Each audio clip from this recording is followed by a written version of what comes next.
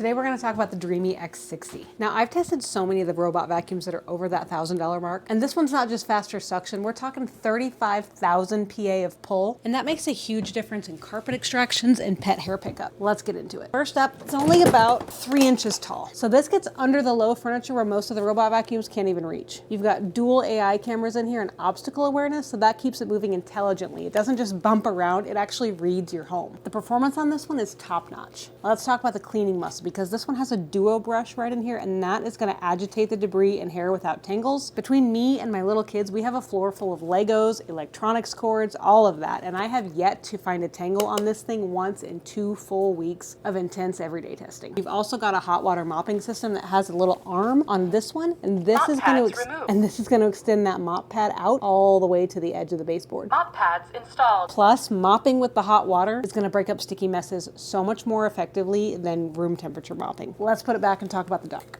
This dock is going to handle hot washing, hot drying, up to 100 days of dust bag emptying, automatic dispensing of your cleaning agents, and the option to use a pet-free one, pet-free cleaning solution, and then your standards cleaning solution. And you can customize in the app how light or heavy it goes on that cleaning solution. You've got hands-off cleaning, no babysitting, clean water tank, dirty water tank, you get it. Now the dock itself is kind of roomy, so you have to make sure that you plan for space accordingly, but this is doing way more than a basic base station for a robot vacuum. Now for the performance and the automation that you're getting on this one, this is one of the most sophisticated robot vacuums I have ever used, and I would absolutely buy it again. If you want to check it out, I'll put the link on the video so you can.